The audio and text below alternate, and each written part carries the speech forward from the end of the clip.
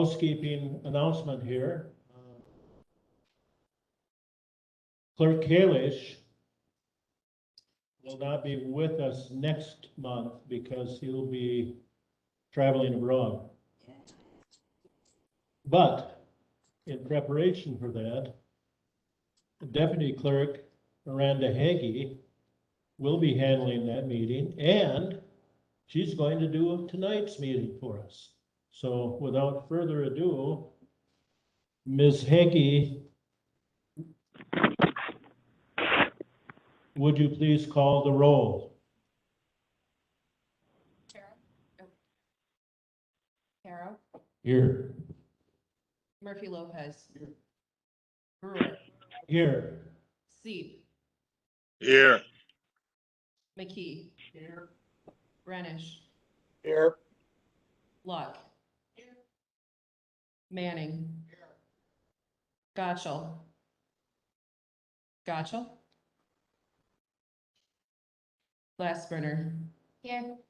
Rudersdorf. Rudersdorf. Gentis. Here. Turk. Here. Cosgrove. Frank. Here. Severson. Present. Williamson. Here. Cooey. Here. Fleming. Fleming. Voice. Here. McGuire. McGuire. Mr. Chair, we have a quorum. Yes, How many supervisors are present? that's what I'm going to ask. What's our count, Ms. Hagee? 17. 17. Yeah. And of course, 17 is a critical number because we're going to vote on an item tonight that will require 17 aye votes. Is that including our supervisors who are attending remotely? Mr. Chair, 17. I believe it's 16 votes for the vote tonight. 16. 16, Thank you. and it would include all those that are virtual. So it's 16 of the members elect. Okay. Okay. My friend, Pastor Wayne Fife, who is only a few months younger than me, we found out, will, if you'd please stand and bow your heads for the invocation.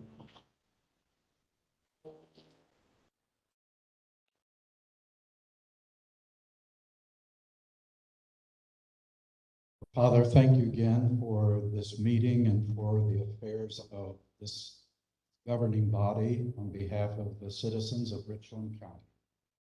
Lord, I thank you for their service to us as a community. Father, I pray for them as stewards of the community's trust. Lord, as they deliberate and make decisions, we ask you to give them wisdom beyond their own. Give them courage in place of any sort of fear or misgivings. Father, it is our desire as citizens of this community, particularly those of us, those who gather here in the realm of government, they govern with fear, integrity, and responsibility. Thank you for their hearts to do this. Lord, we ask your blessing on them. Father, I ask your blessing on others here from the community, the EMS people, the Sheriff's Department, the Police Department, and other business and governing institutions of this community. Lord, we want to do what is good and righteous and just in your sight. And frankly, Lord, we need your help. So we ask you. In Jesus' name. Please remain standing, and Ms. Hagee, would you lead us in the pledge, please?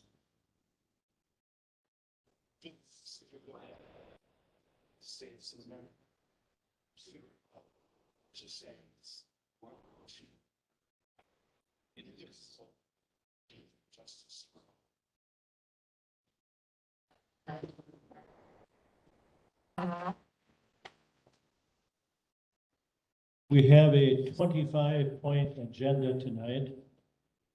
And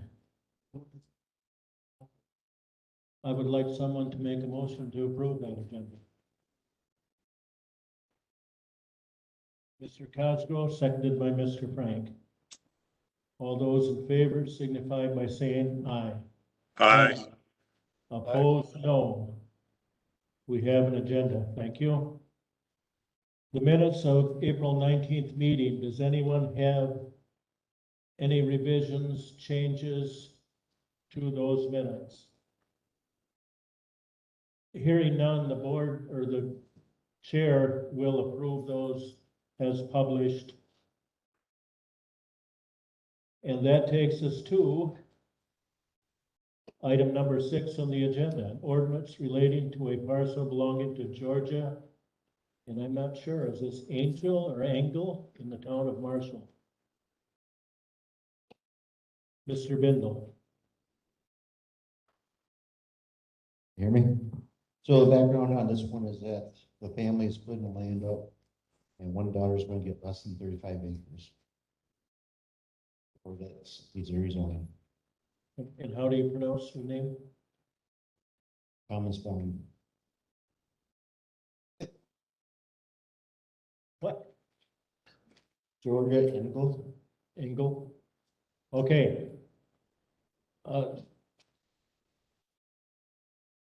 Ms. Peggy, would you please read the ordinance? We should have done that first.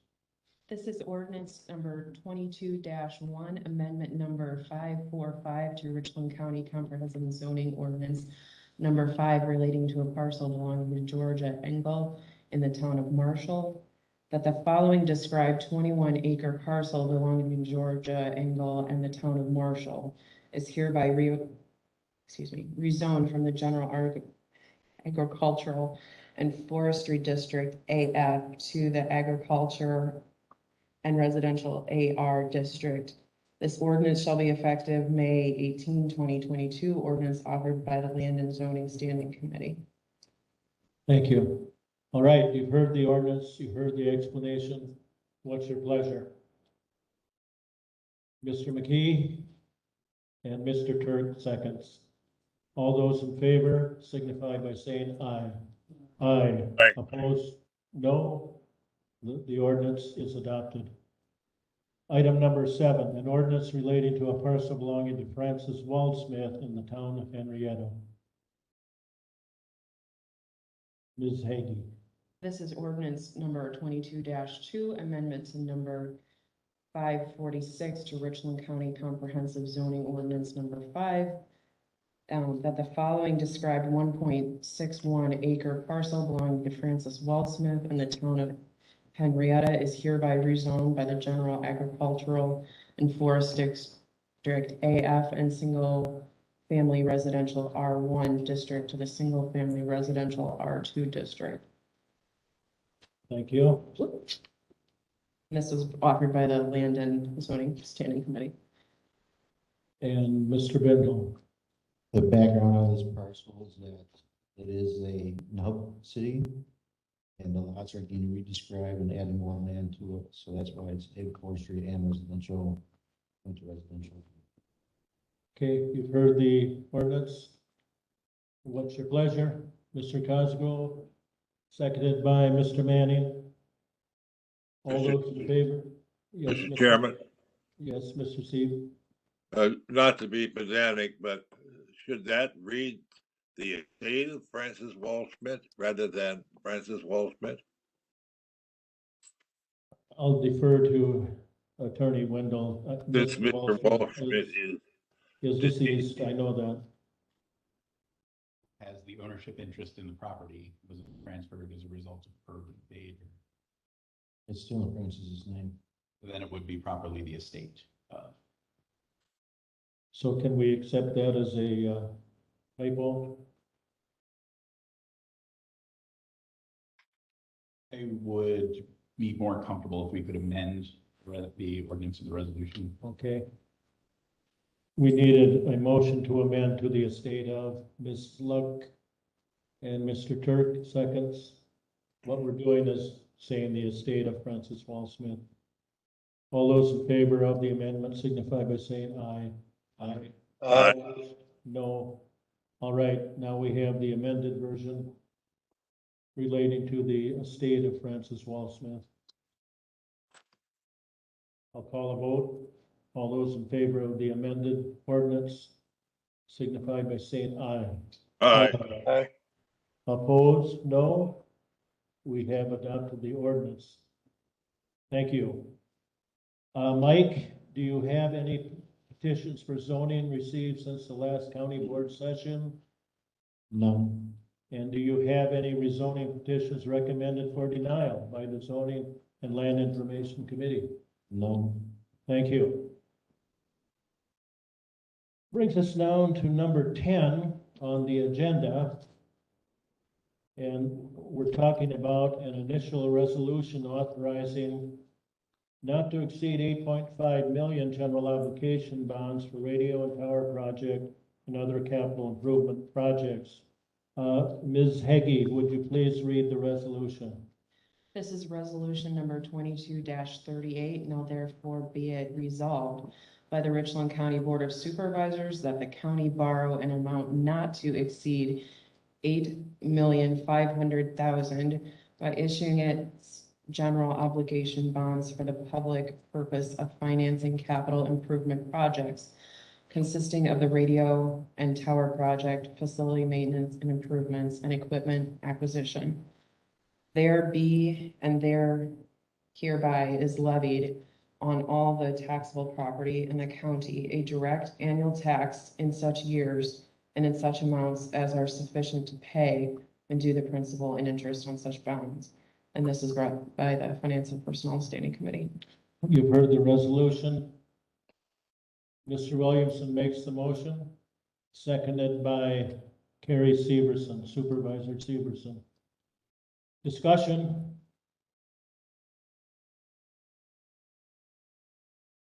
Mr. Chair, Richland County LEJC Committee, if you remember way back before April, that body still had that name, in conjunction with True North Consulting and Administration Support, reached a decision point for the desired financing for the emergency radio tower system improvements. In their April 8th meeting, the committee took action to recommend the Finance and Personnel Committee, now Finance and Personnel Standing Committee, to consider funding of $8,500,000 for the improvement project through sale of general obligation bonds. This borrowing amount was arrived at an evaluation of 5 different proposals from 2 different vendors, many months of consideration points and debate, with the understanding that the nature of the project leaves many future decision points ahead.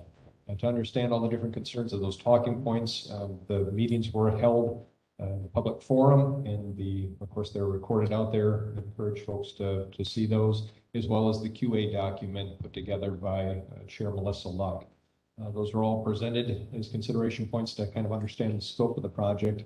Here this evening is our municipal advisor, Carol Worth, is here to kind of talk on the different aspects of the bonding and to kind of give a review of the same report that she delivered to Finance and Personnel. But Mr. Chair, if you would allow, I'd like to bring Carol Worth forward to talk on the bonding and taxation aspect of it. Thank you.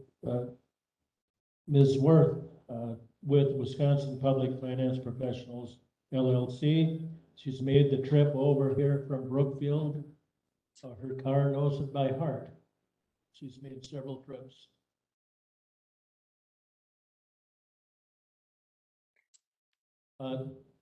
There is fine, I think. We'll throw your, Oh, come on up front. yeah, come on up. Come on. And then I'll have the presentation up here. You can kind of cue me on what points you want to hit on. All right. Well, actually, what I was thinking of is kind of starting backwards on page 4. And page 4 is the explanation of the initial resolution itself and why are you considering this resolution. Okay, it's anytime a county is going to borrow money, Wisconsin statutes requires the county has to give itself authority. So this is the first step in giving your county board authority. It is not borrowing the money. It does not commit the county to borrowing. It is the first step in a statutory process to give you authority. Now, it has certain restrictions. It has a not to exceed dollar amount, and right now it's 8.5 million. It has what's called purpose language. It says, if and when you do borrow money, you can only use it for projects that meet the purpose language. And right now, that purpose language says for capital improvement projects consisting of radio and tower project, facility maintenance and improvements and equipment acquisition. Okay, so you can spend the money only on a project that meets that description. This resolution itself was drafted by Quarles and Brady, which is the county's what's called their bond attorney. Okay, so they are the law firm that does this work for the county. Also, a special requirement of the Wisconsin statutes to give you authority is that the county board must approve the resolution by 3/4 vote of the members elect. Not the members in the room, but members elect. So that requires 16 yes votes. Okay.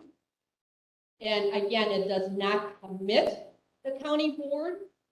It gives you authority to borrow sometime in the future. That authority lasts for 5 years. It allows the county to do one borrowing or multiple borrowings as long as it never exceeds $8.5 million altogether. If the county would not do any financing or do a partial amount of that financing and not the rest, after 5 years, it expires. So that's the whole purpose of proceeding with an initial resolution. Gives you authority. You're not committing to a borrowing. There's no money being borrowed at this time with this resolution. Right, now, going back to page 1. Page 1 of my report, the report was developed not only to talk about the original initial resolution, but also about $8.5 million of borrowing. And certain assumptions were made to produce some answers to the question, what does this mean to our tax rate? And so first of all, we had to lay out the anticipated structure of $8.5 million. So we assumed that the funds would be received in October. Project would be completed by April of 2024, so it would fund that period. The debt repayment would be over 15 years. We also wrapped it around your existing debt to help with the tax impact. And the interest rate was based on interest rates in April of 2022. I did verify today that the interest rates in the report are still valid. And it was based on the county's current Moody's bond rating of an A3, which was on May 3rd. Well, I'm going to stop right there and make an announcement and congratulations to the county because you have received an upgrade from Moody's Investor Service. You're now one notch up to an A2, and the second part of that announcement is that it also carries a positive outlook, which says that within 2 years, you would be eligible for another notch upward. So that's like getting 2 upgrades at one time. So that's wonderful news. I won't go into all the explanation of why, but I will tell you why that Moody's has been tracking the county's audit reports. The most recent one that they have is your 2020 report. So it doesn't even have your results from year-end 21 yet. But even based on 2020 results, it is saying that they can see the positive trend in the county's financial position over several years. And it also has seen the positive trend in the nursing home's position over several years. The two combined has now resulted in a upgrade. And because it's been a trend, okay, now they want to see, will the county sustain that trend? Okay, and if you can, within 2 years, they are saying, that's what the positive outlook means, is that they are willing to do another upgrade to sustain that trend. So talk about good timing. I mean, that was quite a surprise to us. That is called a surveillance rating. We didn't apply for it. They just simply picked up your financials and came to the county. So that was wonderful news. And the county has been working so hard for several years. And I am so glad to have been a part of the result of an upgrade. I mean, we've really been fighting for that for years. So I'm so glad to be able to share in that.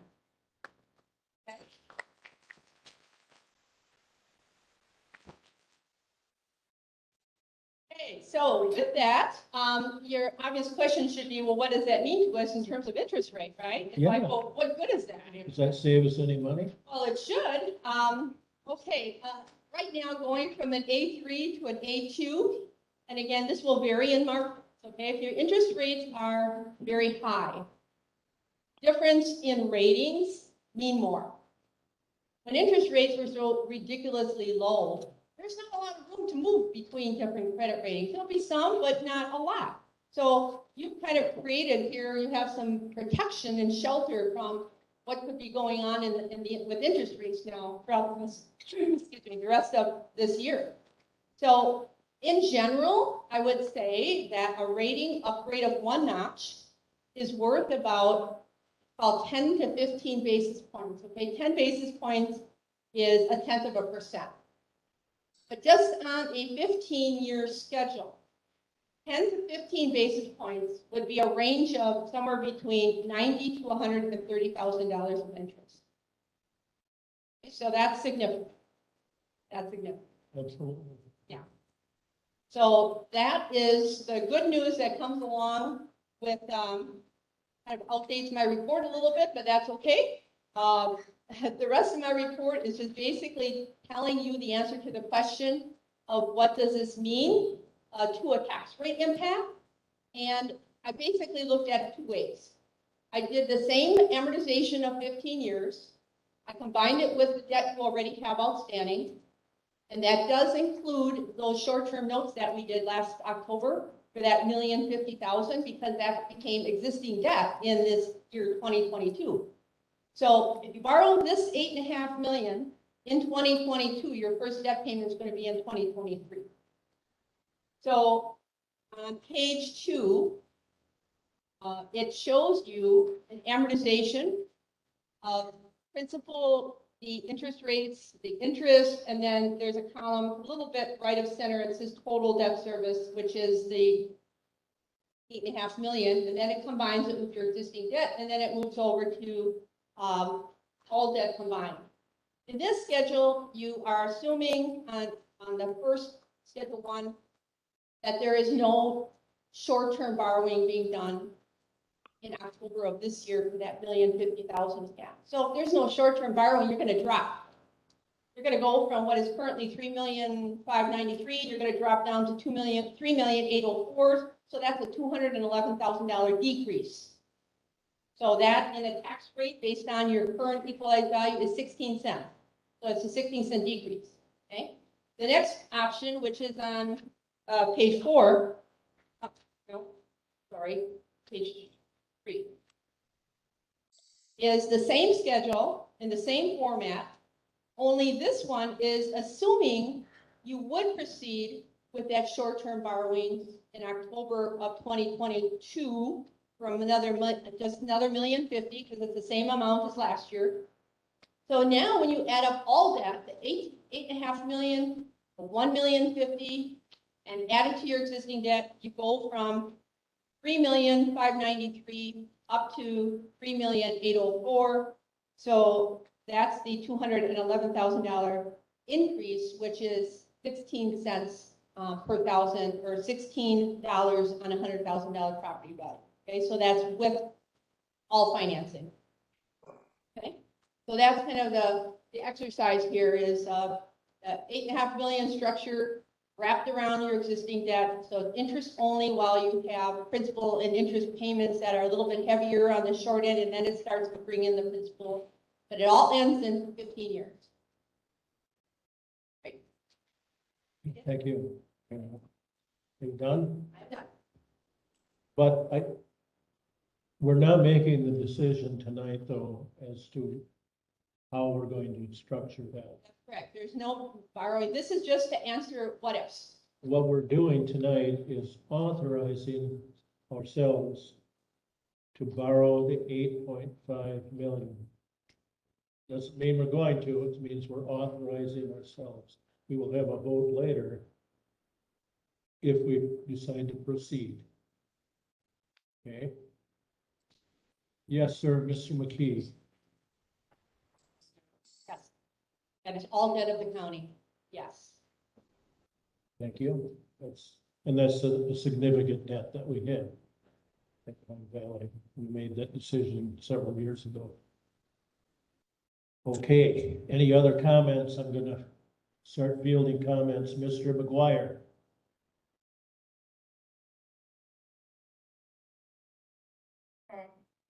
So we can make an informed vote here.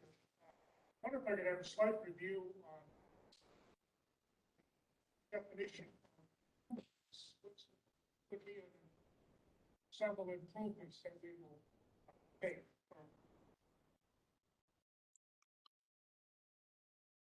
I'm going to call on Carol to answer that. She knows. Mr. Chairman, could you repeat Mr. McGuire's question? He wondered what improvements, it seemed rather vague to him, the Oh. wording improvements. So Carol's going to answer that succinctly. The language that's in the initial resolution says on facility, maintenance, and improvements. So in that case, improvements would be something that is not an operational expense. It would have to be a capital expense. So that would be something that would be construction related or attached to the building. Because then the next sentence says equipment acquisition. So that's typically the way it's divided between capital improvements and not operational. And one of the things that I became aware of in this discussion was our dispatch center itself is in need of, yeah, well, we're not gonna separate it right now because we'd have to hire twice as many people, but I'd find a place to put them. But anyway, we have to do something with the dispatch center to make it compatible with and up to date with the new system.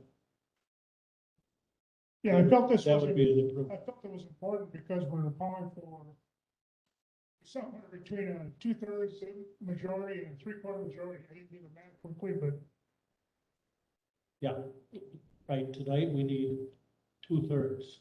On this one, 3/4 of members. 3/4 of elected supervisors must vote yes on this issue. Okay, anyone else? I know, I'm gonna call on Mr. Severson. He has asked for the floor previously.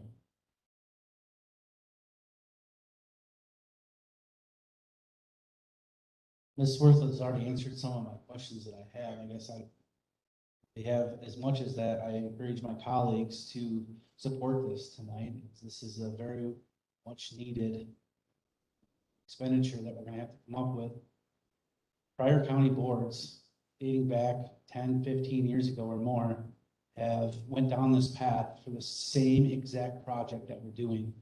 And they have not approved that nor made any expenditures on that.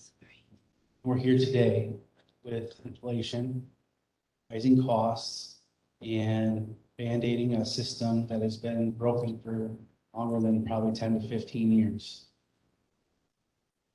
When I'm done talking here, I'd like Supervisor Frank to talk. And the only reason is because I know that he and a bunch of other officers and deputies, and when he was a deputy here at the Sheriff's Department, he went and worked on those tower systems to try to band-aid them, try to make them work, so it didn't cost so much, so we didn't have to go through this process. we're at the point right now where we're done with that. This has come to a point of a life safety issue for your loved ones when they call 911 for help of any sorts, medical, fire, or fight of any sort.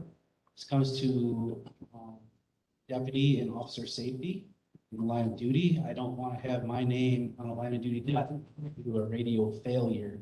They weren't able to get the resources and help need to overcome that obstacle that they were facing at the time. And also with the fire and EMS of being able to reach out to get more resources because there's people trapped on the inside of that building. And they need a RIT team, a rapid intervention team there as quick as possible to try to get those firefighters out of there. I just encourage your support tonight for this. I understand that this is a big expense. It's a very costly tax burden on our constituents. But this is something that is life safety for them, not just us in our projects that we have that we want. This is a needed issue. Yield back. Thank you, Supervisor Stevenson. Miss Supervisor Frank, are you prepared to say things? Thank you, Supervisor Stevenson, for mentioning that. So technology has changed. The system that is here now dates back, pieces of it date back to when I started in 1987. There's still some of the technology that's still there, some of the hard lines and stuff like that. And that's ancient. The new technology going with digital, everything currently is analog. I guess one of the things I want to get across is this change affects the entire county, every corner of the county. So fire, law enforcement, EMS, highway department, all the communication pieces happen here, and they're not happening now. Emergency services are not getting out efficiently to some parts of the county because it sometimes works and it sometimes doesn't because of the age of it. Out of curiosity, what is this is on the priority list? Am I correct, Clint? Of the county's projects? It's on the capital plan right now, this is kind of the only centerpiece project where I see for using general obligation bonding. Most of the other projects all the other projects on there are either through a note type of mechanism, which we've done with short term, or through operational expenses as proposed. So this one kind of stands alone as in my opinion, a pivotal service of government that we should not be taking for granted. And it's through a bonding mechanism versus through notes or operations. Thank you. So from my perspective of that, this is a top priority. This is right at the top. I'm encouraging everybody to vote for this. Again, this is at this point is we're approving the bonding. This is going to come back through the process. There's still other steps to go through. We need to get through this process to keep moving forward. How has Richland County done before? Richland County started out when I was here with one tower on the hill. And that tower served the entire county. Didn't service it well, but it did. Technology changed, equipment changed. Through my career, we added 3 more sites. Those sites serviced well, they did okay. Technology changed again. We needed better service. Now we're going to digital. It's a process that you wouldn't have in your car. You wouldn't keep your car in that age and that equipment and drive it down the road in the condition that things are right now. So I'm encouraging for the law enforcement officers here, thank you. For the fire departments, the emergency service people, thank you. We need to support that, and we need to make sure that we're getting our services out to the citizens of Wisconsin, of Richland County, not just the citizens, but anybody that's here. I'm going to throw a little caveat in this also. The 911 system is also part of this. We talk about dispatch, we talk about 911. Those are all in one building. They're kind of 2 pieces. And the state's been making a good push to make that big overhaul too. So this is it's time to make the change. And I'm hoping everybody votes in favor of this. I can't believe that they wouldn't. I understand that's an opinion, but for this. Thank you, Supervisor. Mr. Chairman. Yes, sir, Mr. Seed. Yes, I certainly thank Mr. Frank and Mr. Severson for bringing the importance of this proposal to the fore. It certainly is a top priority for the county. We have a system that is outdated, and as Mr. Stevenson says, the Band-Aids won't work any longer. One life lost as a result of a system that is not in covering the county the way it should is well worth more than $8,500,000. The county should no longer be at risk. It's long overdue. It's a highly important project. And I strongly agree with Mr. Severson and the others who have worked so hard over a long period of time on this project.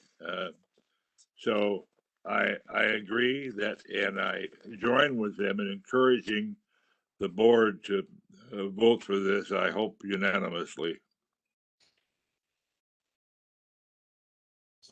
Are you done? Okay. Yes, Does this work? Mr. Murphy Okay, good. Lopez. Just wanted to make sure my Chair mic. recognizes Mr. Murphy Lopez. Thank you. So, I also want to say I support this project and I believe in the need for it. Ms. Worth, I know that Mr. Langreich forwarded a question to you, from me earlier. We haven't done our capital plan yet for this year. And I think there might be other needs that we have in our capital plan that we could use some of this 8.5 million for if the radio tower project doesn't need the entire 8.5 million. Now I understand that he said, he told me that you said, so I want to make sure it's clear, and that I understand it, is that leftover money could not be used for needs like, say, for highways.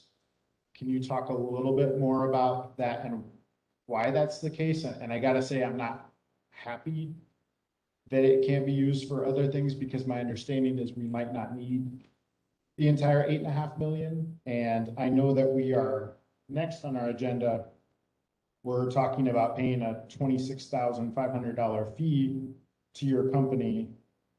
And if we have to do another borrowing for, say, highways, then are we gonna have to do another fee?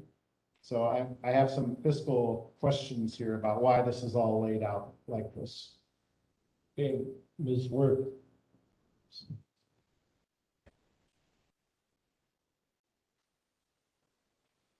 She's in search of a microphone. The line will be on. Question. Okay, perfect. Thank you. Yes, now, in terms of what the money can be used for, you picked out the one project, the road projects.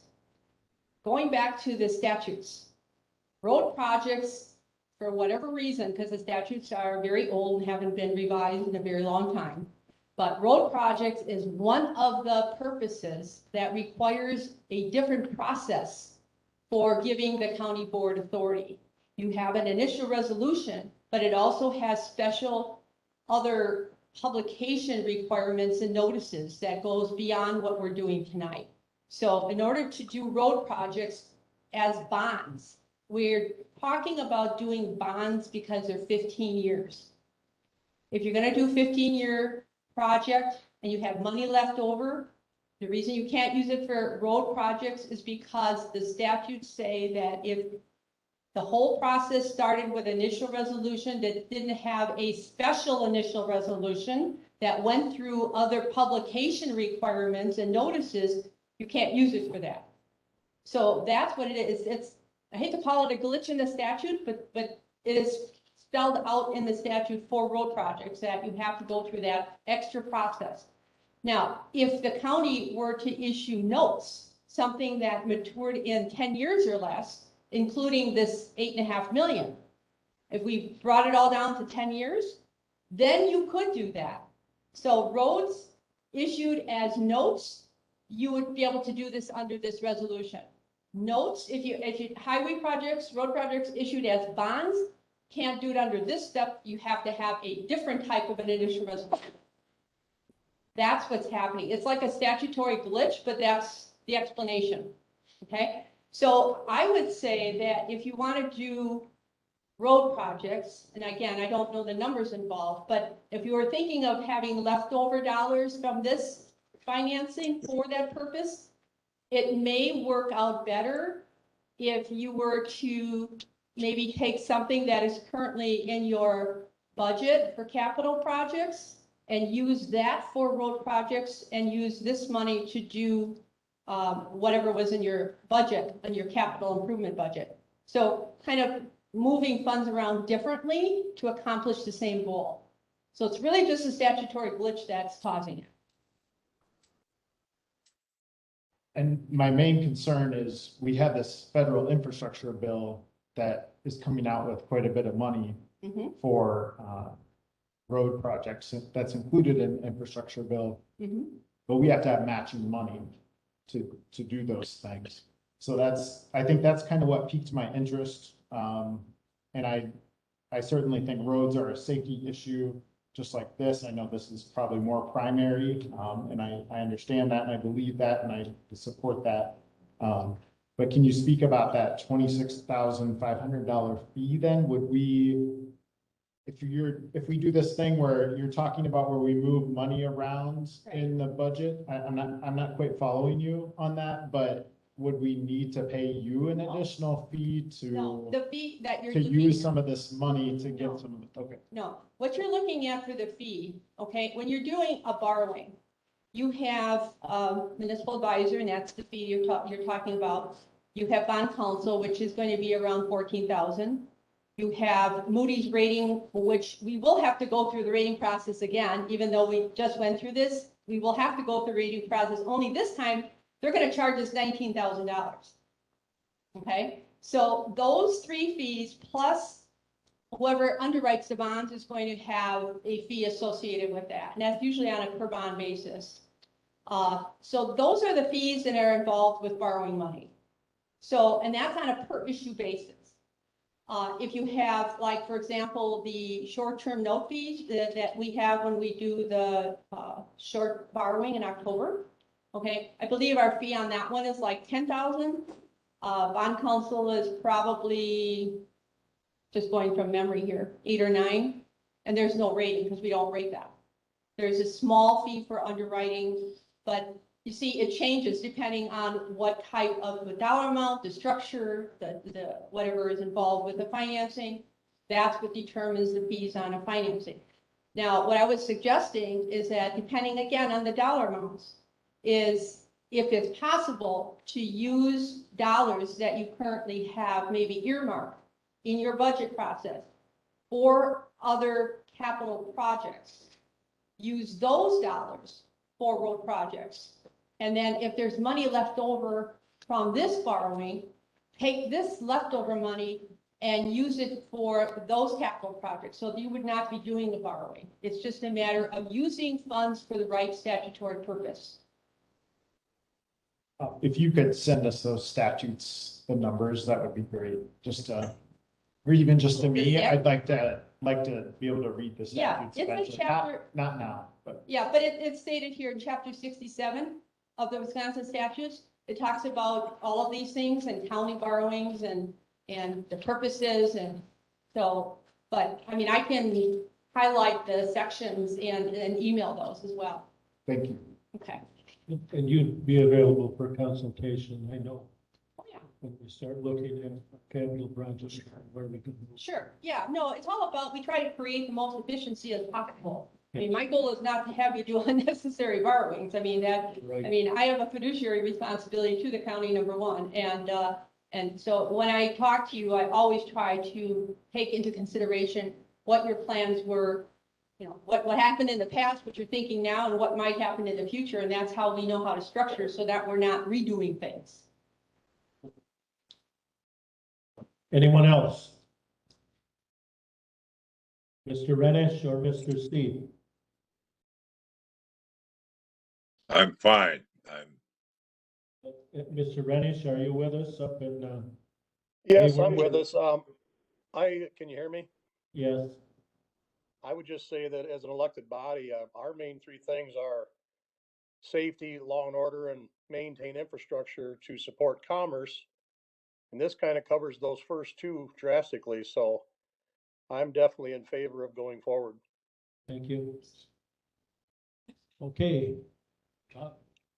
We have an interested bystander. I'll allow a comment up there. Someone could get a mic to Chad. Thank you. Have a mic. Chad Knable will speak. Something for everybody to mull over that has any doubts about this project. I've carried a emergency services page here in this county for 35 years. And I can't tell you how disheartening it is when it doesn't work or the radio doesn't work. Carried fire, EMS, 24 for law enforcement. One example, there was a shooting in the northern part of the county last year. The dispatch center could not get a hold of me on the radio in Viola. I was the closest car. Cell phone service is not good in Viola a lot of the time, at that time. And it drastically delayed getting emergency people up there when I was less than 5 minutes from there. And I guess what I'm saying to you is, and I'm holding back frustration, past members of this board have done us no justice when it came to getting funding to fix this radio system. Today, as we sit here, the only way Lone Rock Fire and EMS are getting pages is because of a used, aged repeater on the hill that was cobbled together 3 years ago. That is total irresponsibility on the part of the county. So what I'm saying is, we've fought this for 35 years and we've fallen on deaf ears. And what you see here, I could tell you at least 2 more people who had life hearing situations because the radio didn't work with them. There is no other answer except you have to prove this. And that's all I have. Thank you. Sheriff Porter, did you have a comment? I do, and I'm just going to keep it brief. I wanted to comment. It was something that I wrote down when we were on WRCO last week, and I didn't put it on the airwaves because I just wasn't sure.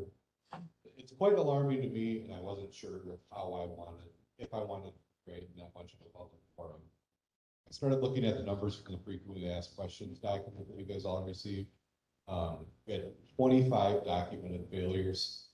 Those are the documented failures. I'm sure there's some that we missed. There's probably some people sitting here that probably figure out a couple that we missed if they looked at the list. 25 failures. 19 of those were in the last 5 years. 11 of them were in the last 5 months. So we have a real problem on our hands. We've been discussing this for 2 years now. The problem's not going away and it's not getting any better, and I'm afraid it's getting worse. And it's getting worse at a rate that we can't afford. So I just wanted to express that it's a huge liability on us right now, and we can't afford the liability. We have to make sure we can afford to fix the problem. So I'll just leave it at that. Thank you. I'll make a comment. I'm one of the guys that probably let things drag on, because I was chair of the LEJC committee and then the prior chair. And we both agreed, we thought, wrongly, we thought misguidedly, that the feds were going to come in and help us out here. And we were wrong. They're not going to help us. To me, this is infrastructure, but that's not where the money's going to go. Because of our unique geography in the county, we're really at odds with all the technological changes. The bandwidth keeps changing. It's great if you're back east where there are millions of people It's terrible here in our county where there are 18,000 people and hills between all of us. So we're where we are because of a lot of things, but I'm probably ready to vote. How about you guys? Okay, we have a resolution and we have a motion. All right, I think I'll call a roll on this, please. Segi, would you please? And I vote will be to authorize us to go ahead and borrow. Well, how can I put that? It tells us we can do that. It doesn't say we're going to do it. It says we can do it. Ms. Hagee? All right, we're going to, McKee, Yes. Renish, Mr. Rennish, you're being called for the vote. Aye. Luck. Aye. Manning. Gotcha. Glassbrenner. Aye. Rudolph. Gentis. Aye. Turk. Aye. Cosgrove. Frank. Aye. Severson. Yes. Williamson. Aye. Cooey. Aye. Fleming. Boyce. Aye. McGuire. Aye. Sorry. Carol. Aye. Murphy Lopez. Aye. Brewer. Aye. Seep. Aye. Mr. Excuse me. Mr. Chair, we have 18 votes. 18 in favor 18 in favor, so we have and 2. 3/4, we have authorized. So. Okay, thank you. Next is Carol to number 8, number 11. A resolution approving a municipal advisory agreement with Wisconsin Public Finance Professionals LLC. And Ms. Hagee, please. This is resolution number 22-39, a resolution approving a municipal advisory agreement with Wisconsin Public Finance Professionals LLC. Now therefore be resolved by the Richland County Board of Supervisors that approval is hereby granted for the municipal advisory agreement with Wisconsin Public Financial Professionals LLC in the amount of $26,500, a copy of which is on file in the county clerk's office and which has been is accessible on the county's website. And be it further resolved that the county board chair, Marty Brewer, and the county administrator, Clinton Langrick, are hereby authorized to sign the municipal advisory agreement on behalf of the county. And be it further resolved that this resolution will be effective immediately upon its passage and publication. This is brought forth by the, offered by the Finance and Personnel Standing Committee. You've heard the resolution. What's your pleasure, Mr. McKee? Seconded by Mrs. Glassbrother. Carol's going to do the job for us. I think we ought to pay her. Mr. Chair, can I ask a question? You may. Okay, so this is the follow-up on my last comment. I'm wondering how the $26,500 fee is figured and how you invoice for that? Do you invoice it on lump sum or do you invoice hourly?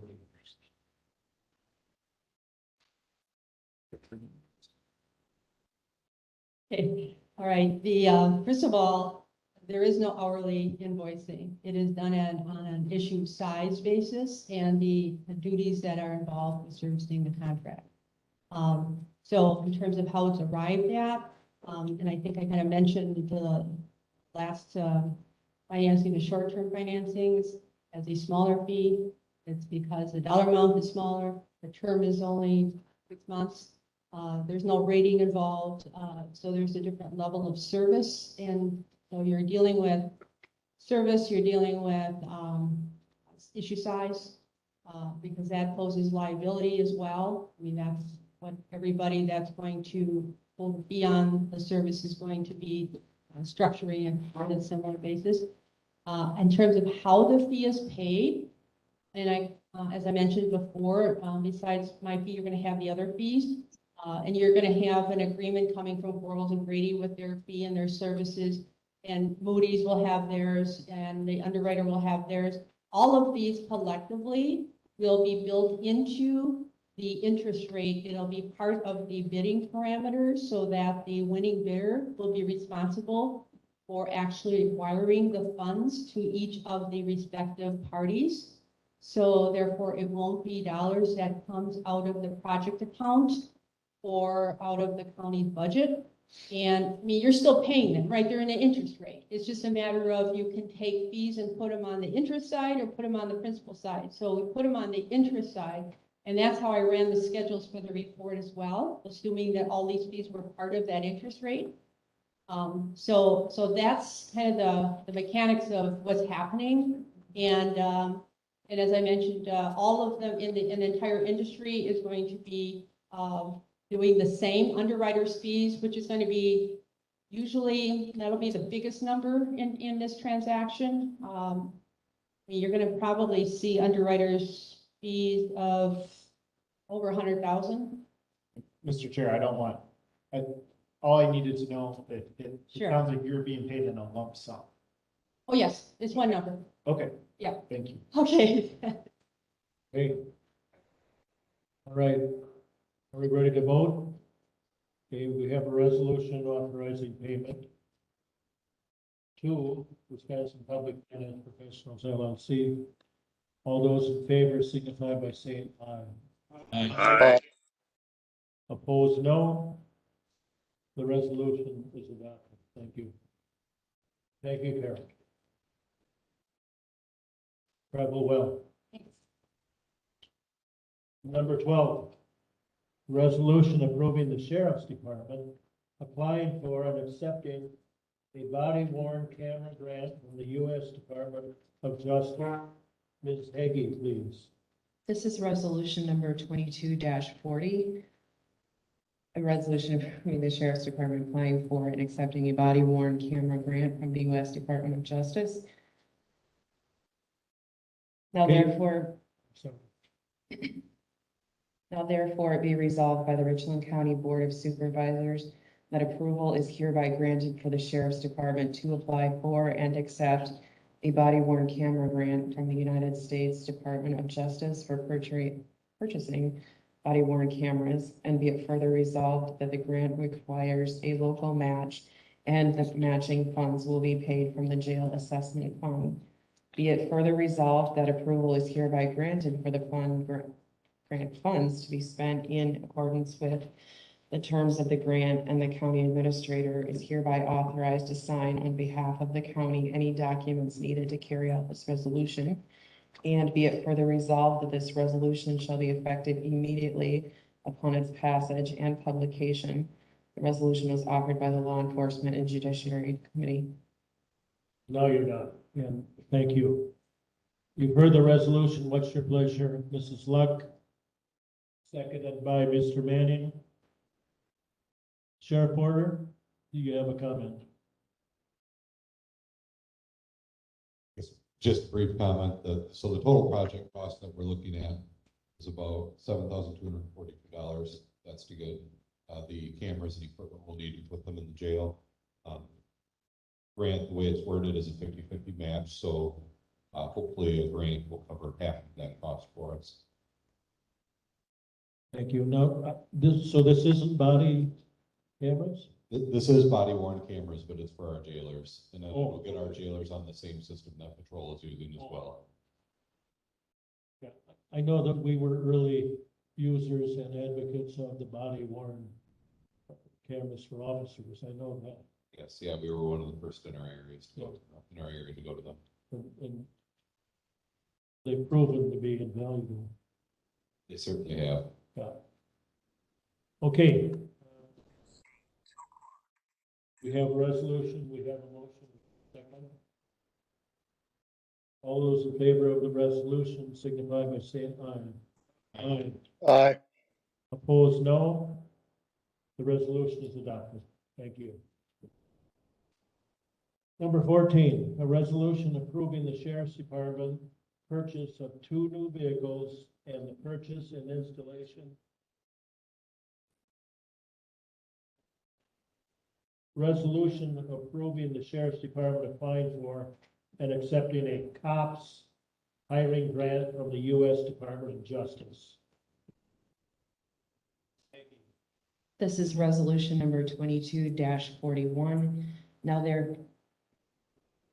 therefore be it resolved by the Richland County Board of Supervisors that approval is hereby granted by the Sheriff's Department to apply for and accept a COPS hiring grant from the United States Department of Justice for patrol hiring purposes, and be it further resolved that the grant requires a local match of 25% of wages and benefits the first year, increasing each year for the duration of the grant program, and be it therefore resolved that approval is hereby granted for the grant funds to be spent in accordance with the terms of the grant, and the county administrator is hereby authorized to sign on behalf of the county any documents needed to carry out this resolution, and be it further resolved that this resolution shall be effective immediately upon its passage and publication.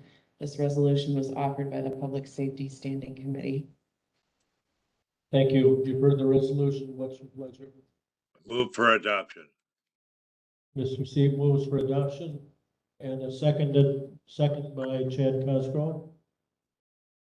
Yes. There's actually, the wording is not correct. So what the Public Safety Committee approved was the resolution approving the Sheriff's Department to apply for a COPS hiring grant.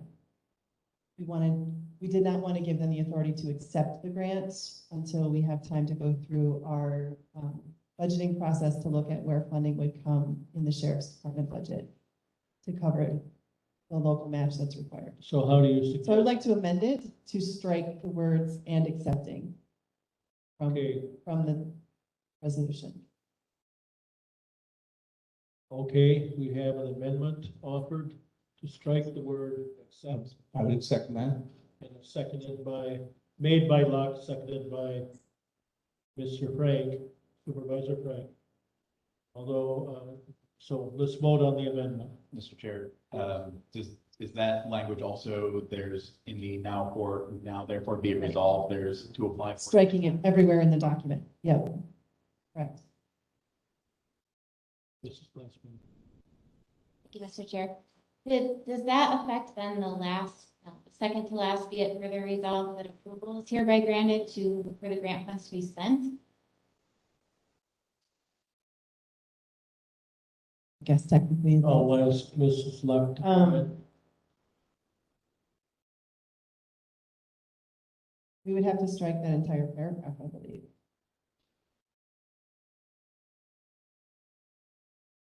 But essentially, we didn't want to give them the authority to go ahead and accept this grant because this locks us into an additional position that we have to pay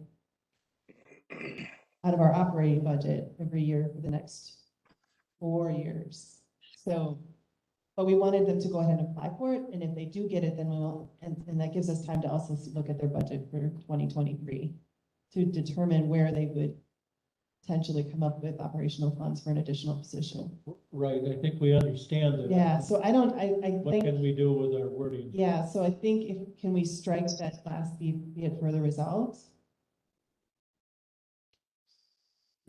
The second to last one, sorry. We would still want someone to be authorized to sign on behalf of the county in case there was. Right.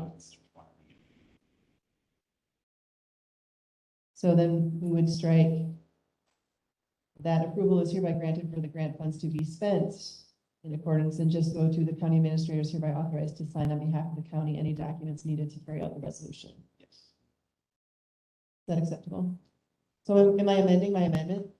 No, no, we're not. We're gonna vote on the first amendment and then we're gonna offer a second amendment. Okay, gotcha. So the first amendment was. Striking the words and accepting. Accept, right? Right, from the Every top place it and, appears. yep. So All those in favor of that amendment signify by saying aye. Aye. Aye. Opposed, no. All right, we have that amendment. Now we have a second amendment. Once again offered. I would make the motion to amend it to say the second to last be it further resolved. Strike that approval is hereby granted for the grant funds to be spent in accordance with the terms of the grant. And it would read, be it further resolved, the county administrator is hereby authorized to sign on behalf of the county any documents. And seconded by Ingrid Glassman. Okay, does everyone know what we're doing here? Okay. Good. All those in favor of that amendment signify by saying aye. Aye. Aye. Opposed, no. The amendment is carried. Now we have an amended motion authorizing the sheriff to apply for a COPS hiring plan. All those in favor of the amended motion signify by saying aye. Aye. Aye. No. All right, the resolution is adopted. Now we'll get down to number 14. A resolution approving the sheriff's department purchase of 2 new vehicles and the purchase and installation of appropriate equipment for those vehicles. Ms. Heggie. This is resolution number 22-42. Now therefore be resolved by the Richland County Board of Supervisors that approval is hereby granted for the Sheriff's Department to spend no more than $127,000 for the purchase of 2 new squad vehicles and appropriate equipment and installation for those vehicles. Be it further resolved that the sheriff is authorized to spend no more than $127,000 to make these purchases, and be it further resolved that authority is hereby granted for the Law Enforcement and Judiciary Committee and the sheriff to sell 2 Ford Interceptor utility squad cars in a manner deemed appropriate by the committee, and for the net sale proceeds to be deposited into the general fund in the 2022 county budget. And be it further resolved, these purchases shall be paid from the 2022 short-term borrowing fund 192. And be it further resolved that this resolution shall be effective immediately upon its passage and publication. This resolution was offered by the Finance and Personnel Committee. You've heard the resolution. What's your pleasure? Mrs. Luck, Mr. McKee, seconds. Pretty complicated. Mr. Langrick, are you gonna make a comment on this one? This is a method for funding our vehicles. It's worked for us, I think, the last 2 years. We've approached it this method. The short-term borrowing is the notes that we were talking about with Carol earlier, the $1,050,000. So we've kind of went this method of approving the purchase of these vehicles and not coming back to try to avoid the arguments on whether or not we should look at the Dodges versus the Fords.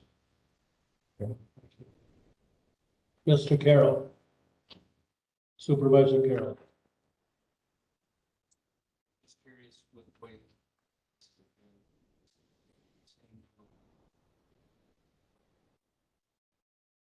The question is if car prices have changed kind of beyond that, the figure, if we're gonna be able to make it work within that 127, is that your question, Steve? When we initially did the for this. Right. For the same number. I think this is the same, double check. Sheriff Porter, we gonna get them for that money, or is it gonna cost us more? No, the bids we got this year, the bids that we accepted at LEJC earlier this year, the numbers look pretty well on par with what we had paid last year, so should work. Mr. Chair.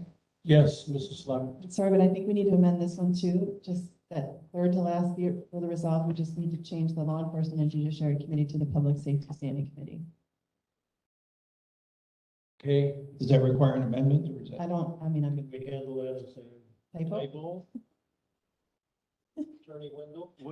Was this passed by the LEJC? Oh, committee it or was was- actually okay. passed by LEJ, so we should leave the language We alone should even leave though it as moving it was, forward. yes. Okay, all right, good. Then I withdraw my, You're withdrawing your, you can't do that, but okay, yes. So Your words belong to the body. There was conjecture that we may need to amend it. There was no formal motion. All right. Mr. Chair. I think we're ready to vote on this. No, Mr. Turk. It does say that authority is granted to sell those vehicles to law enforcement and judiciary, which no longer exists. So I believe Ms. Select is correct. We do need to amend it. Okay, Mr. Wendell, can we put down the new name of the committee, please? Wing it? This would be a typo. Yeah, it's a typo. Typo according to our former attorney. Everything was a typo.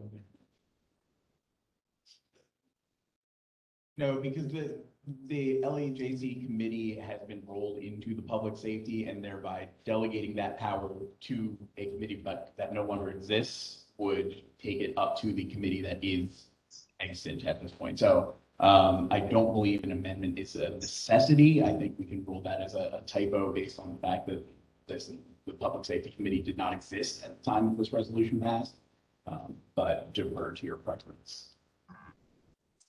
Sounds good by me. Thank you. All right, all those in favor of the resolution signify by saying aye. Aye. Aye. Opposed, no. The resolution is adopted.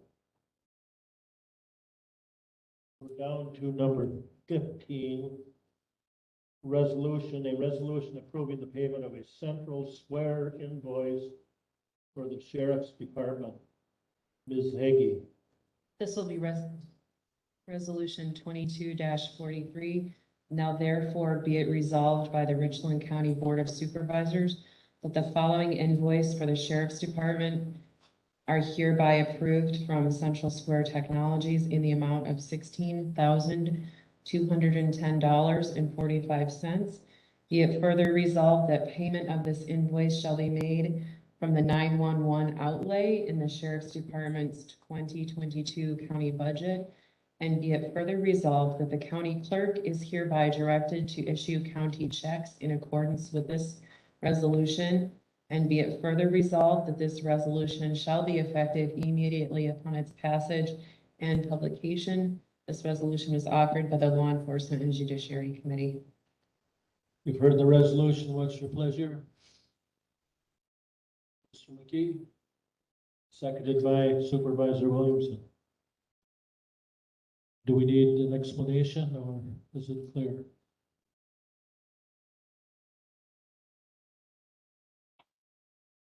Mr. Frank. I believe this was approved by the public safety, not law enforcement judiciary. This is the last meeting of the public safety that we passed this forward. Just saying. So if we need that amended, I'm happy to do that. This was the April meeting. It's the April meeting, because then it went to finance. In here, I don't. Okay. Never mind. Supervisor Severson. We just have a brief description of Central Square Technology. Yeah, somebody tell me what that is. So Central Square. Very important. Central Square is the software that runs our 911 system, or that is our 911 system. Correct. Ready to vote? All those in favor of the resolution signify by saying aye. Aye. Aye.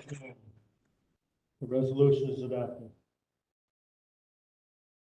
A resolution approving the county itself to conduct a public works project, a new interview room for the sheriff's office. Ms. Hagee. This will be resolution number 22-44. Now therefore be it resolved by the Richland County Board of Supervisors that approval is hereby granted for Courthouse Maintenance Supervisor Nelson to perform the erection of the wall to create a new interview room, and be it further resolved that the cost of this project will be funded through the Sheriff's Office 2022 budget, and be it further resolved that this resolution shall be effective immediately upon its passage and publication. Resolution was offered by the Public Works Standing Committee. Mr. Cooey wants to make that motion. Thank you. Mr. Manning wants to second it. So we're gonna try to pay this out of next year's budget and interview room. Yes, Mr. Carroll. To be pedantic, the votes aren't recorded down at the end of there. I just wondering if we need to do that. Mr. Chair, I did not have those votes. They weren't ready at the time the documents were released, so.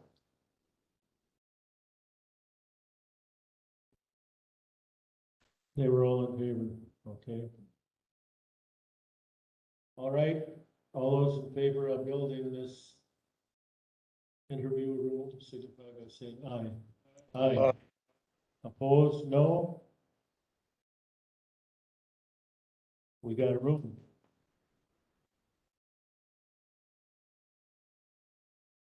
Number 17, a resolution approving elimination of the early intervention special educator position and replace with a children's long-term support and birth to 3 case manager positions. Ms. Hagee. This is resolution number 22-45. Now therefore be it resolved by the Richland County Board of Supervisors that approval is hereby granted to eliminate the early intervention specialist educator position and replace it / create an additional children's long-term support and birth to 3 case manager position, which is grade H in the existing county pay scale. Be it further resolved that this resolution be effective immediately upon its passage and publication. This resolution was offered by the County Board Supervisor members of the Health and Human Services Board. You've heard the resolution. What's your pleasure? Mrs. Glassman makes the motion, seconded by Mr. Williamson. I see Tracy sitting up there patiently. Speak. Thank you, Mr. Chair. By doing this, this will allow us to meet the needs of both the birth to 3 and the long-term or children's long-term care program. Currently, the 2 staff in that program are managing over 100 children with their families. By creating this additional position and eliminating the other position, we keep the same number of positions on our roster for Health and Human Services, but we will be able to utilize Medicaid funding to fully fund this new position. This would not have been possible by trying to fill the other position, which had been vacant for about 3 years. So this would not require any additional tax levy. It would be funded by Medicaid dollars, and it would help us meet the needs of children with disabilities in these programs. Thank you. I like those kind of switches.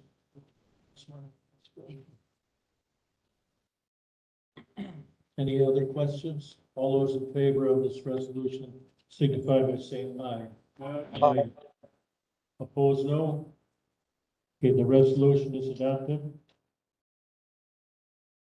Number 18, a resolution approving bonuses and recognition of personnel who made significant contribution to the public health emergency response to the community during the COVID-19 pandemic.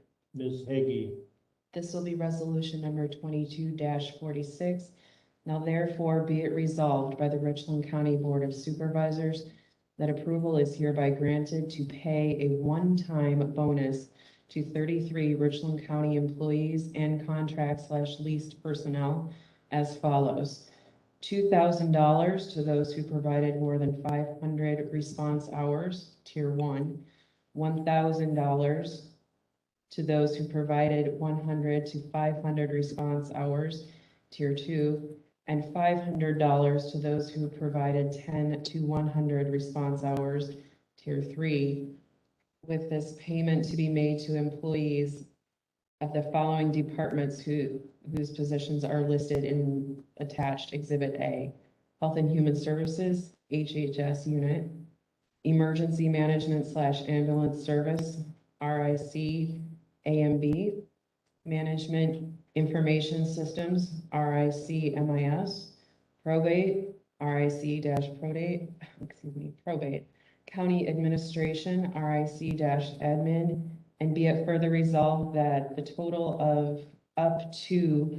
$44,500, $44,000 in bonuses, and $1,500 in commemorative plaques shall be paid from the funding under the Department of Health Services Division of Public Health Emergency Consolidation Contract.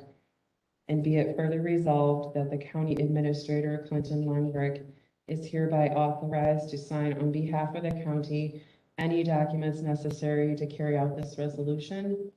And be it further resolved that this resolution shall be effective immediately upon its passage and publication. This resolution was offered by the Finance and Personnel Standing Committee. Thank you. You've heard the resolution. What's your pleasure?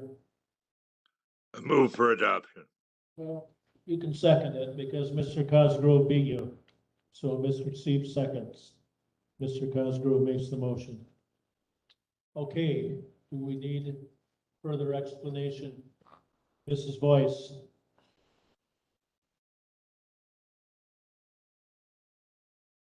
Mr. Chair, I have gotten some phone calls from people, and I think that we have to really be careful of the perception of what we're doing here.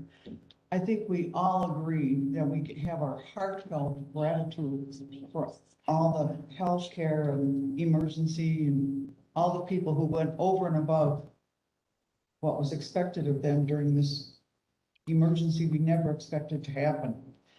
However, even though the monies are there, there's a perception in the public that we want to borrow $8 million and yet we're giving away 43,000 to people who got paid for the job they did, who are doing the job they were hired for. And other comments are people from Walmart had exposure just as much. Why aren't they getting it? People at the hospital are exposed even worse and they're not getting it. Some departments in the county won't be getting extra. Is there a morale problem that's going to be caused by this? The Public Safety Committee met and the Sheriff's Department had asked for this, and we would love to have done that, but we felt that the perception was not good enough to do this, that people were doing their jobs and did a hell of a job. But the fact is, there's a perception problem here, so I think we have to be careful. You know, I think we have to be prepared to show where the money is coming from and that it was there. It's not to be earmarked for anything else. It can't be used for anything else. I just think that we have to be very careful how we handle this. Thank you. That was a very cogent and persuasive argument that you just made for your first foray on the board. I'm going to turn to Tracy for maybe a couple of answers. Thank you, Mr. Chair. So this is, certainly it's true that throughout the county, as well as many businesses, took extra measures to continue to function and to continue to provide services. This particular resolution focuses on the public health's response to help the community get through the pandemic.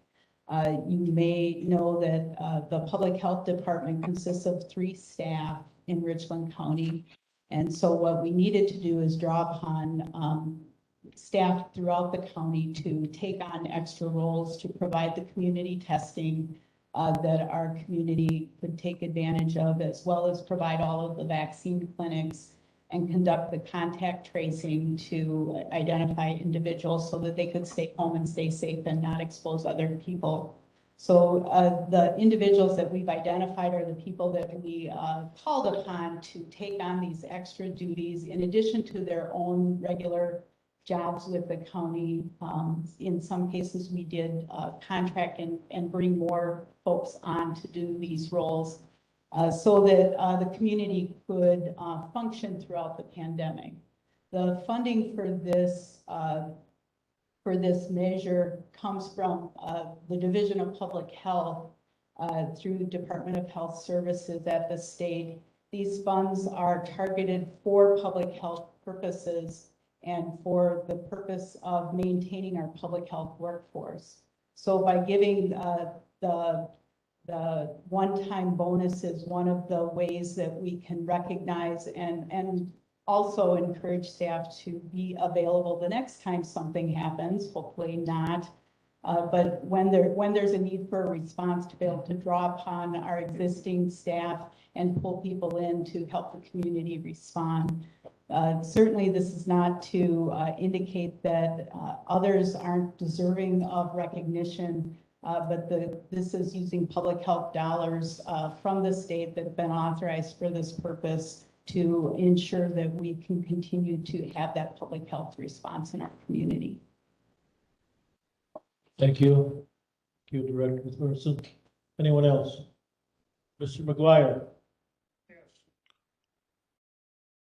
Would it be possible to separate this out, the financial side of the rewards here, with the plaques, the honoring of these people and recognizing their hard work? Would that be possible to separate something, two different resolutions? Well, I suppose anything's possible, but why would we want to do that? Tell me. Because one of them requires a monetary, involvement, the other one does not. So you would like to give them a plaque, but not give them any money? Is that what you're saying? That's correct, that's correct. I agree with what she says. There's gonna be kickback. Okay. Anyone else? Point is, this money can only be used for that purpose. And it's from the state. And it's from the state, it can only be used for that purpose. Hey, anyone else? So are you speaking to Mr. McGuire through the chair? Okay. Yeah. Do we have anyone else to comment, please? Mr. Chairman, Mr. Seat, go ahead. this is not to say that other agencies and departments may be able to award a bonus to those people in their areas whom they feel have put forth extra effort on the COVID crisis. If they have American Rescue funds available and they have the discretion to use those funds. This particular proposal is particular to the public health sector as indicated by the protocol from the state. I fully support it, and this in no way is interpreted as discriminating against other employees in the county.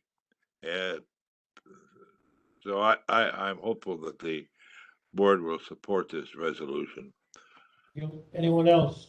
We're not spending county money here. Taxpayer money, though. Mr. Chairman? Yes, Mr. Renish. I would segue off from Supervisor Seep, but I would go the other way. We can find the Americans Rescue Plan funds and come back with a resolution that encompasses all our employees because they were all affected by this. I'm not in favor of any kind of breakdown of bonuses that are going to slight any of our employees. Okay, thank you. Administrator Langrick, do you have a comment? Many.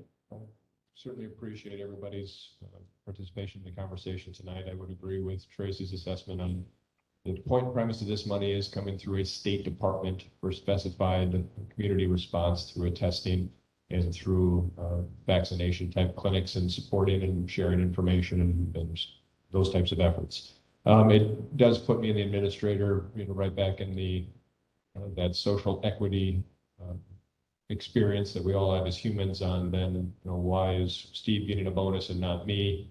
and pointed to many good reasons that have merit on, I was in an ambulance exposed to people for how many months. I was in law enforcement taking people into custody. I was a social worker going into people's homes with exposed children. There's a lot of different arguments towards it. So in trying to satisfy that, it does become a challenge, and we've had these conversations before. You get in the situation where it's hard to award people for doing a good job for the sake of you might infuriate somebody standing next to them that's not going to get the same type of monetary award that they're going to take home to their family. It is a challenge. To talk on the point of ARPA funds being available for other employees, yes, you do have ARPA funds, and those ARPA funds are opened up on the final interim rule where we can give every employee a substantial bonus as an essential worker, which all county employees were categorized as an essential worker. But I would strongly implore you to kind of consider, if you want to do a pay increases, that you probably want to use those ARPA funds to try to help again kind of fill your gaps while we spend the better part of the rest of this session prioritizing out what types of services that we want to keep and to be able to do well, and to be able to use those funds to kind of float while we again prioritize and potentially separate ourselves from services. So to kind of come back around to my recommendation on it, because this is specified to a specific cause, and this comes from us from a specific department, I would stand behind it. It's not comfortable because you do face those scrutiny type of questions. But in this type of a situation, it's challenging for me to not award people and say, good job with this, for the sake of upsetting other folks. Thank you, Mr. Chair. Mr. Chair, may I ask a question? You may. Ms. Thorson, I'm wondering what happens to this money if we do not get the bonuses out? These funds, if not utilized, would end up being returned back to the state. Okay, I'm fully in support of this. We have picked and chosen how to use different COVID funds before. We gave Pine Valley employees a retroactive pay increase. We didn't give anyone else a retroactive pay increase, presumably because they had to wear masks and deal with all the COVID-related issues there. I certainly would love to give everyone a bonus. We did take some ARPA money. We decided to spend it on childcare. We didn't give it out to workers throughout the whole county. So sometimes we have to make value choices. So I would rather this money didn't get sent back. I would rather it got given to employees. People who live in Richland County, I would rather they get the money rather than the money go back to the state. Thank you. Chair, can I? Ms. Boyce, please. These funds are specifically. You're asking a question to Mrs. Thorson. You can ask me, and no, you may ask her, please.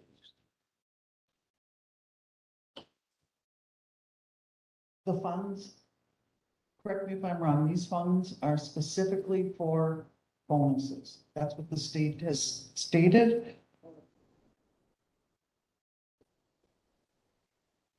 These funds are for, not specifically for bonuses. They are for supporting the workforce for the public health response to the pandemic. This is one of the ways that counties are allowed to utilize these funds. We have utilized some of these funds for hiring some additional contact tracers back when we were having high COVID rates within the county. So these funds can be utilized in different ways, but if we don't utilize them, they will be returned back to the state. Great, thank you. Mr. Chairman, a question. Mr. Seep, I'll let you one more shot here, and that's it.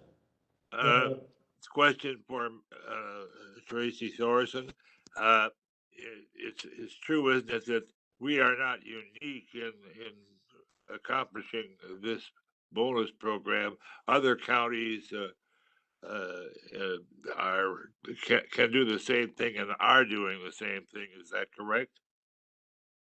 That is correct, that many counties are utilizing these funds to provide this type of one-time bonus to address the workforce rather than trying to find other ways to, I guess, to reinforce that maintenance of workforce for public health.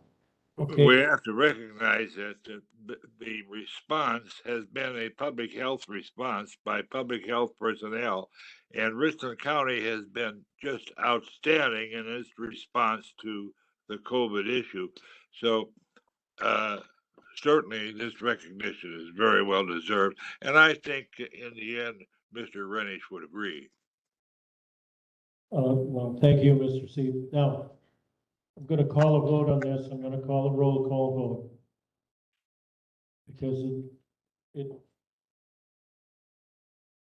I'm gonna call a roll call vote. So, if you're in favor of the resolution, you'll vote aye or yes. Ms. Heggie, would you call the roll? Renish, No. Luck, Aye. Manning, Gotchall, Glassburner, Aye. Rudersdorf,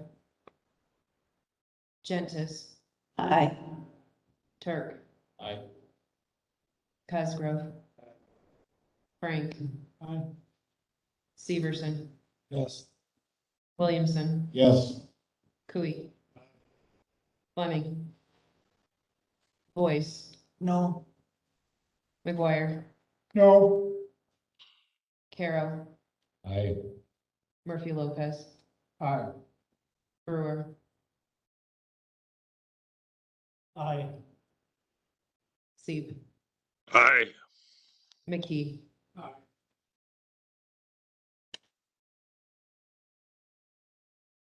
Motion carries 15 in favor.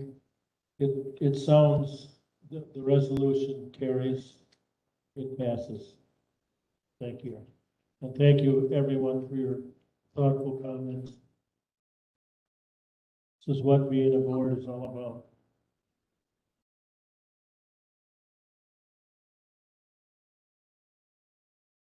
And I would be remiss if I did not recognize Director Thorson. Tracy, thank you for all you've done for us.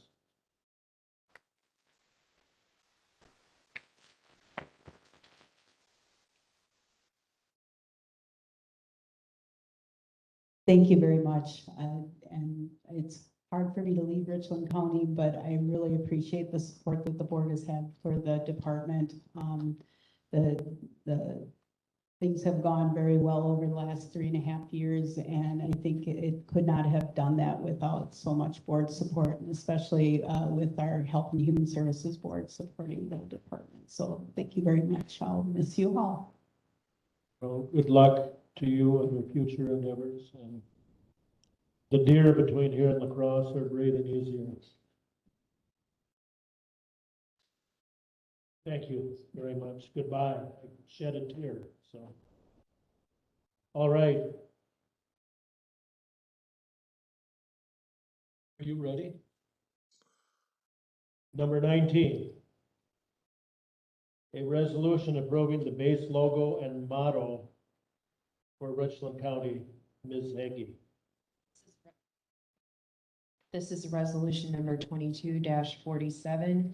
Now therefore be it resolved by the Richland County Board of Supervisors that the base logo and motto that has been recommended by the County Branding Committee and is included below is hereby adopted as the official county logo and motto. And be it further resolved that the Branding Committee covering the uses and various department styles is to be completed with input from the different departments and with oversight from Economic Development Director Jason Glassburner, the Richland Economic Development Kate Koziel, Southwest Wisconsin Regional Planning Commission, and Christine Mitchell, professional consultant at Christine Mitchell Design, and Clinton Langrick, County Administrator, or their representatives. And be it further resolved that upon the completion of the branding manual, the logo and motto and all suggested uses shall be implemented at the administrator's direction and as it is appropriate when considering budgetary constraints, marketing plans of individual departments, sign and vehicle replacement schedules, or other critical decision points. And be it further resolved that once the branding manual is complete and the logo and motto use implemented, the county and its departments will not deviate from the branding manual without consent from the Richland County Board. Be it further resolved that the Richland County Board, that the official county seal and county logo should only be used by county personnel for official county business and for other purposes authorized by law unless specifically authorized by county administrator. And be it further resolved that the only element of the branding process that must be returned to the county board for design approval is final suggestion for the county flag. Be it further resolved that this resolution be effective immediately upon its passage and publication. This resolution was offered by the Rules and Strategic Planning Standing Committee. You've heard the resolution. What's your pleasure? Mr. Cosgrove, Mrs. Glassbender seconds. And Mr. Glassbender, would you like to offer some comments? I'd be glad to answer any questions if there are any. We do have Kate Cozio of Southwestern Regional Planning Commission online, as well as Kristen Mitchell of Kristen Mitchell Designs, who is our professional design consultant. So if there are questions that you would like them to answer, they're able. This is a process that has covered months, actually over a year. It all started with marketing studies that were conducted as a result of a US EDA grant that the county received. So all of the work that's been done has been covered by a US EDA grant. The branding committee met 4 times. We met in conjunction with the city branding work group. So there's been collaboration back and forth. We're pleased with the result, and hopefully you are as well. Glad to answer any questions. Jason, I have one. Yes. Just wondering why nothing ag related is within the photo. If you, in my opinion, if you look at rich land, it's rich land that brought our forefathers here years ago. Now we're concentrating, in my opinion, we're concentrating on, which we need, more people to come and spend their recreation dollars. But I'm just curious if that was even brought up at all. Well, I'll give my answer, and if Kate or Kristen want to jump in, that's fine as well. So it's my interpretation of the logo, which art is open to interpretation greatly, that the rolling hills and the green does represent the rolling fields of Richland County. So we tried to include the elements. I think the branding committee tried to include the elements that we saw could be open to people's interpretation, but also leave them to, or leave it open to the point where they could say, hey, yeah, we've got waters, we've got the Wisconsin River, we've got the Pine River, we've got the lake and Cass, we've got lots of streams, we've got lots of wetlands, we've got hills, we've got the rolling green contours of our fields, and we've got forestry. So I think that the logo actually does pick it up, but I understand and appreciate your question. Supervisor Severs. Mr. Chair, with art being everybody's interpretation, I just would like to say that my interpretation of maybe the tree up there would be a hardwood, because we're predominantly hardwood forest, so I'm glad that was instrumental. It's a tamarack. It's a deciduous conifer. So there. Anyone else? I appreciate this. This is Kristen Mitchell. I appreciate the fact that you noticed that it was a tamarack. That was just a guess, but. No, you're spot on. All right, Mr. McGuire. Just going to go on every piece of conversation.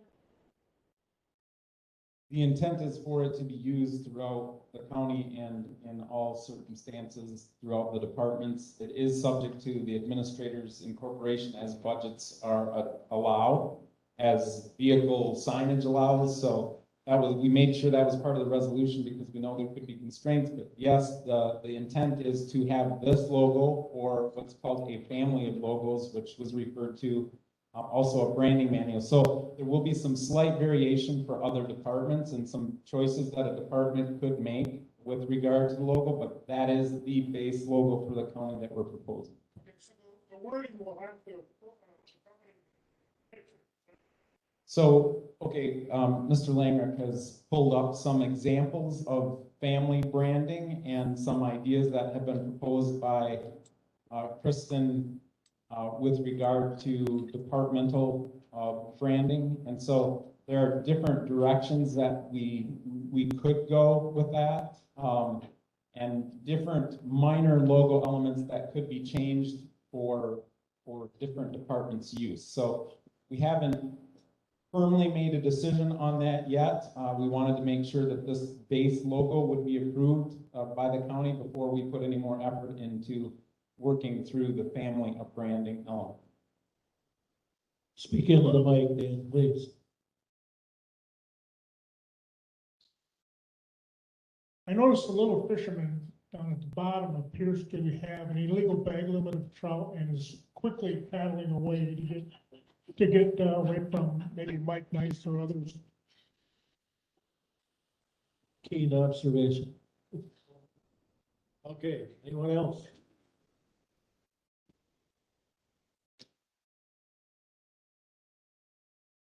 I mean, I've got a lot of ideas for the logo, but I wasn't on the committee, so I think they've done an excellent job, and I think the elements, it's kind of exciting to look at this logo and think, discover it here.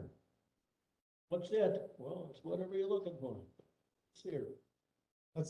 Yeah, that's a good point. In regard to mottos, it's a highly marketable, changeable motto, right? So discover it here. It could be discover farming. It could be discover dairy. It could be discover fishing. And you can discover farming, skiing, hiking, whatever you want to do, discover real life. So it is a very flexible motto, and I think that's why the branding committee really liked it. And it plays into the Discover Wisconsin. We also had that as part of our discussion. We had a potential concern that was too close, but then the group, everyone that was participating in the conversation felt like it was actually a plus because of Discover Wisconsin, and we could actually kind of tag on to Wisconsin branding and use it to our advantage. Hey, you guys ready to vote? All right. Favor of the resolution, approving the base logo, and realize there will be little variations, possibly, and the motto for Richland County, signified by saying aye. Aye. Aye. Opposed, no. Approved. Thank you, everyone. Thank you for all the work. Those not in attendance, thank you for your help on this. Thank you. Thank you. Didn't think it would be this easy, did you? I can tell you, I am very grateful that it has come to a healthy, happy conclusion. A conclusion, yes. All right. Number 20, a resolution adopting a policy on expenditures of remaining capital improvement funds. Ms. Hickey, please. This is resolution number 22-48. Now therefore be it resolved by the Richland County Board of Supervisors, the expenditure of remaining Fund 75 and Fund 92 from 2021 borrowed funds for the capital improvements policy is hereby adopted, and be it further resolved that a copy of the policy shall be made available in the Richland County Administrator's Office and on the Richland County website, and be it further resolved that expenditures related to Rule 14 regarding equipment purchase and contract expenditures are approved by the adoption of this policy, as long as the expenditure is used on the desired purpose by the resolution and within the Sorry, that should be a portion, amount authorized by the policy or amended by the Finance and Personnel Committee. Additional resolution is not required by the county board, and be it further resolved that expenditures qualifying a public works projects as defined through the county board rule 14 and Wisconsin State Statute 59.5229 will return for the resolutions by the county board to ensure compliance, and be it further resolved that this resolution shall be effective immediately upon its passage and publication. This resolution was offered by the Finance and Personnel Standing Committee. Thank you. You've heard the resolution. What's your pleasure? Mr. Cooey? Mr. Williamson seconds. Mr. Cooey makes the motion. Mr. Williamson seconds. Mr. Langren? Mr. Chair, Finance and Personnel has asked me on multiple occasions to bring forward a policy so they can make decisions by policy versus individual decisions. Finally, I've complied with that, bringing forward a policy that lays out the remaining expenditures for projects for your Fund 75 borrowing and then your Fund 92, which is the short-term borrowing for the year 2021. A very busy, detailed matrix is put on there that shows the appropriations of those funds and the amount for what projects they have outlined. And then also it tracks in there what the project is, when the completion date is projected to be, and how the costs will be projected to be impacted. Another point premise of this is we're trying to then use the remaining funds of unexpenditures from those two funds towards the new historic courthouse roofing project, which is coming along quite nicely. So the policy again lays out the intentions of the funds, the projects that are earmarked for those funds, the dollar amount, the completion date. And then the other part of it is, as long as the expenditure fits within that category and the dollar amount, then we won't be bringing resolution back to this body. You're going to be blessing off on marching forward with those projects and taking care of them, unless it's a public works project that requires a vote by this body. Mr. Chairman. So it's an effort to streamline the process. We've already made these approvals, borrowed the money, and now Clint is gonna design the matrix to apportion it appropriately. I like it. Any other comments? All those in favor signify by saying aye. Aye. Aye. Thank you. Opposed, no. Thank you for that very enthusiastic vote. Appreciate it. The hour is late, sir. Spent a lot of time on this. Don't read anything into it. I'm pretty excited about it. It's kind of a downer portion.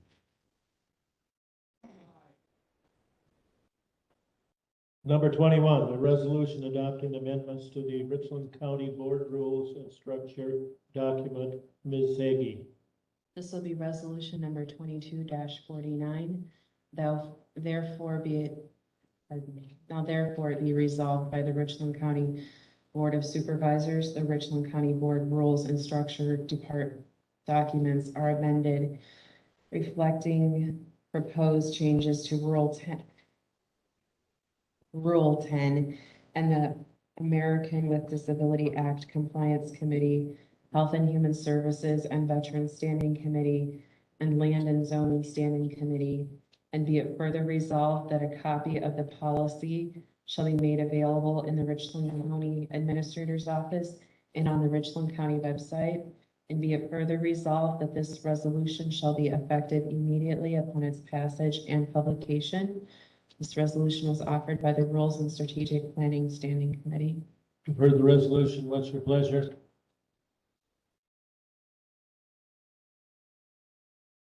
Mr. Williamson and Mrs. Boyce, did you have your hand up? Okay. Mr. Langrick, gonna take a shot at this one? I can, for the top part of it, your committee structure document was changed, for the correct configuration for the Americans with Disability Act Compliance Committee. We took off the county board chair and put in designee. For the Health and Human Services Veteran Standing Committee, we included in language that would say when that body is acting as the Board of Health, and by statute of that Board of Health configuration, they're limited to only have 9 people. So we have language in there that takes the 2 veterans, citizen members, and removes them from taking votes on actions specific to just the Board of Health function.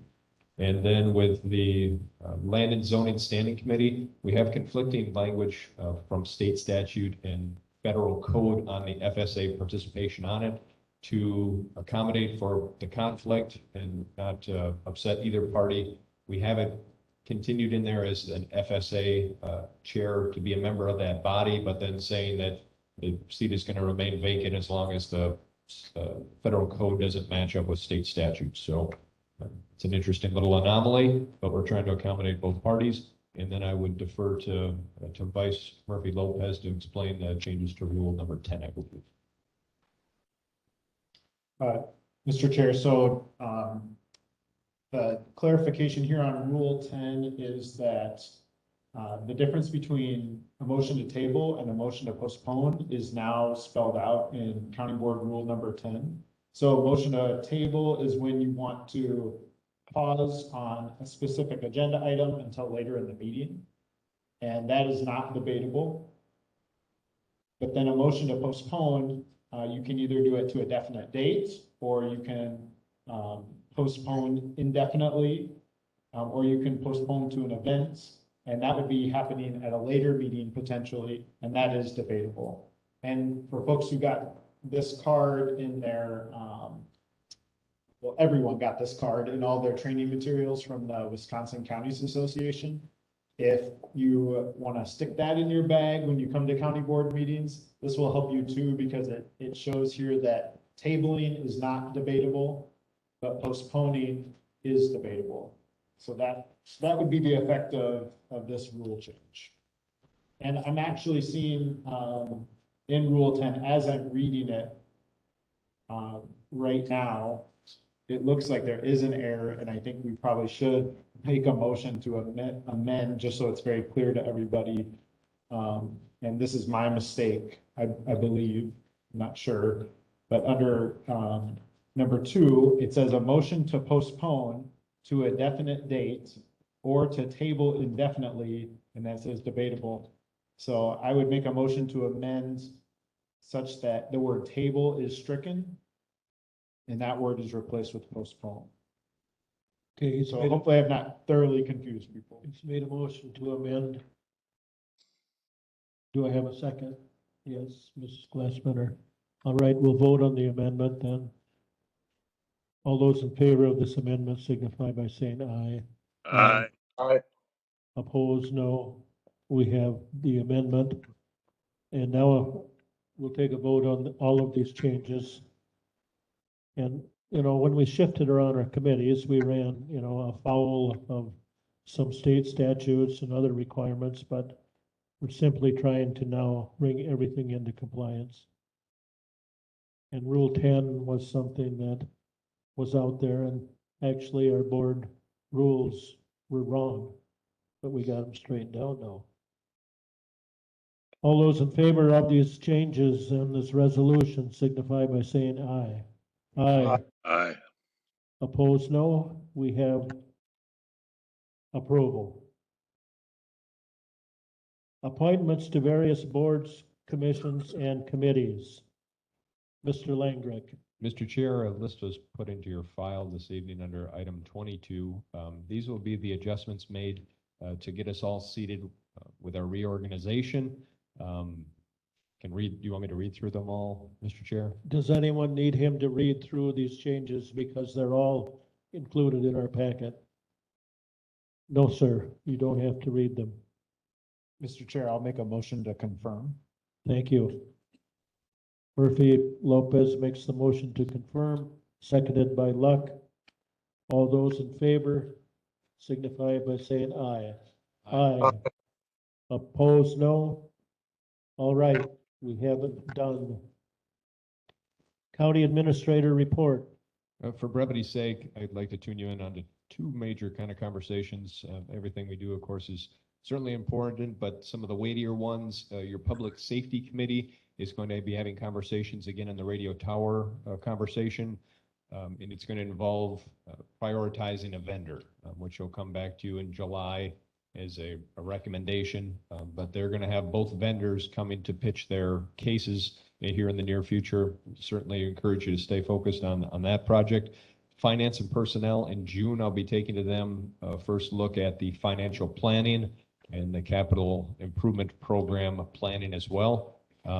It'll be a first glance. I plan on doing a public hearing or some type of a format or of a committee on the whole to allow for question and comments, probably at the end of the June, and then plan on that document coming to you with a resolution and proposal for adoption potentially in July. Thank you, Mr. Chair. Thank you. That was a brief but chock full of information report.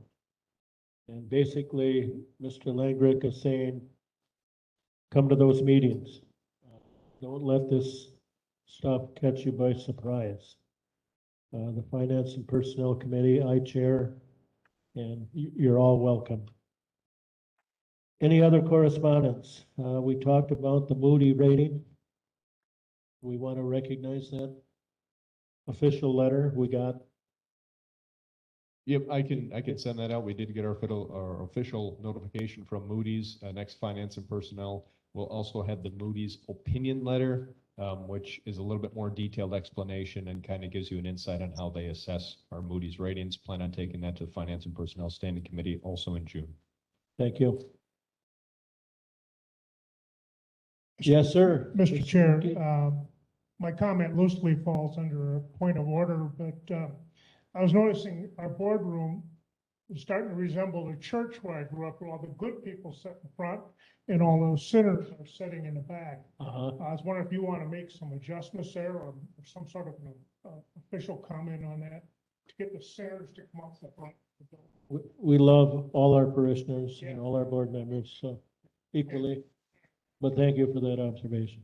Sure. Do you want to make a motion to adjourn? I move we adjourn. Thank you. Do I have a second? Mr. McKee. All those in favor of adjournment signify by saying aye. Aye. Opposed, no. We are adjourned. Thank you.